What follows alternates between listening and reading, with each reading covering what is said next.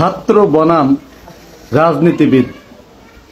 আমরা দেখলাম যে ছাত্ররা যদি কোনো কাজ করে আমরা কিন্তু একেবারে নিশ্চিন্তে থাকতে পারি, অর্থাৎ ছাত্ররা যে দায়িত্বটা নেয় সেটা 100%-এর ভিতর 100% কাজ হবে। এই জন্য আজকে আমি বলছি ছাত্র বনাম রাজনীতিবিদ। কেন বলছি কথাটা?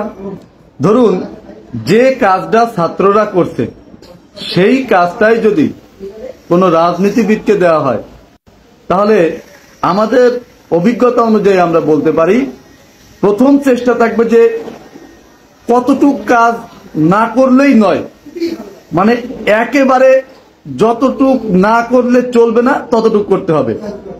দ্বিতীয়ত হলো এই টাকার মধ্যে কতটুকুন ফাঁকি দেওয়া যায়, কতটুকুন মারপ্যাচ করা যায়, কত টাকা নিজের নামে রাখা যায়।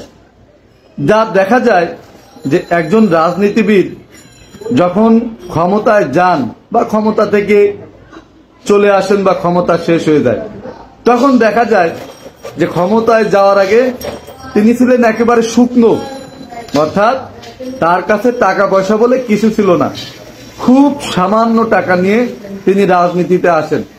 কিন্তু যখন তিনি রাজনীতি থেকে বিদায় নেন তখন দেখা যায় তিনি একেবারে আঙ্গুল ফুলে কলা গাছ নয়, একেবারে আঙ্গুল ফুলে বটগাছ হয়ে গেছেন।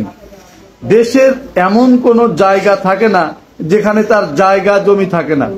তিনি নামে বেনামে কোটি কোটি টাকার সম্পত্তি ক্রয় করেন, গাড়ি বাড়ি ব্যাংক ব্যালেন্স সবকিছু। একেবারে আমাদের এই বর্তমান যে বন্যা চলতেছে ফেনীতে কুমিল্লায়, এই বন্যার মতো ওনাদের রাজনীতিবিদদের ব্যাংক ব্যালেন্স একেবারে উপচে উপচে পড়ে, অর্থাৎ তাদের টাকা রাখার মতো কোনো জায়গা থাকে না।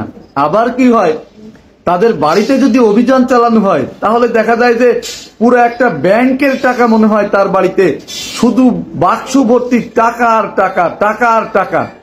আবার কি হয়, দেখা যায় যে উনি আবার বিদেশে অনেক অর্থ পাচারও করেছেন, এত পরিমাণ অর্থ পাচার করেছেন যা হিসাব করে শেষ করা মুশকিল। শুধু তাই নয়, আবার সেখানে বাড়িও করা হয়ে গেছে বিদেশে।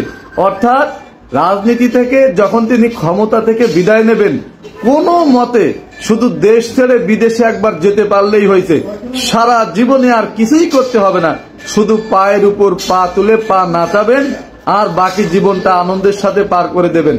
এই হলো আমাদের বর্তমানের রাজনীতিবিদ। আর ছাত্রদেরকে যদি এই ক্ষমতা দেওয়া হয় বা তারা এই পর্যন্ত যে কাজগুলো করেছেন, তারা কিন্তু কোটি কোটি টাকার কাজ করেছেন, যে কাজগুলো সম্পন্ন তারা করেছে এই কাজগুলো যদি অন্য কেউ করত তাহলে কিন্তু কোটি কোটি টাকার বিল হতো বা বেতন হতো বা দিতে হতো। সেই কাজগুলো কিন্তু তারা সম্পূর্ণ বিনা পয়সায় বা বিনা পারিশ্রমিকে করে দিয়েছে। আবার এখন যে তারা যে কাজগুলো করছে, এই যে বন্যার ক্ষেত্রে যে কাজগুলো করছে, তারা কিন্তু 100%-এর মধ্যে 100%ই সঠিকভাবে কাজ করবে। প্রয়োজনে যদি আরো কিছু টাকা পয়সা লাগে সেগুলো তারা নিজের থেকে বহন করতে পারলে এদিক ওদিক তাকাবে না। তাই আমি বলছি এই কথা যে ছাত্র বনাম রাজনীতিবিদ, কোনটা ভালো? ছাত্র ভালো নাকি রাজনীতিবিদ ভালো? আমি বলবো যে যদি ছাত্ররা রাজনীতিবিদ হয় বা তারা যদি রাজনীতিতে আসে, তারা যদি নতুন একটা দল করে, সেটা কিন্তু দেশের জন্য মঙ্গল ছাড়া অমঙ্গল কিছু হবে না, অকল্যাণকর কিছু হবে না।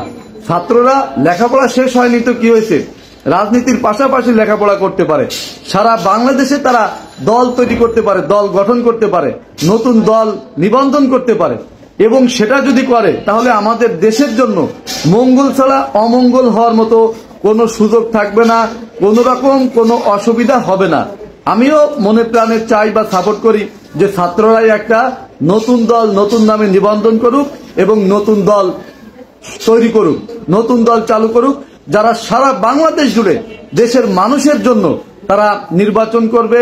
এবং আশা করি আমরা যারা জনগণ আছি এই ছাত্রদেরকে ভোট দিতে আমাদের দ্বিতীয়বার ভাবতে হবে না।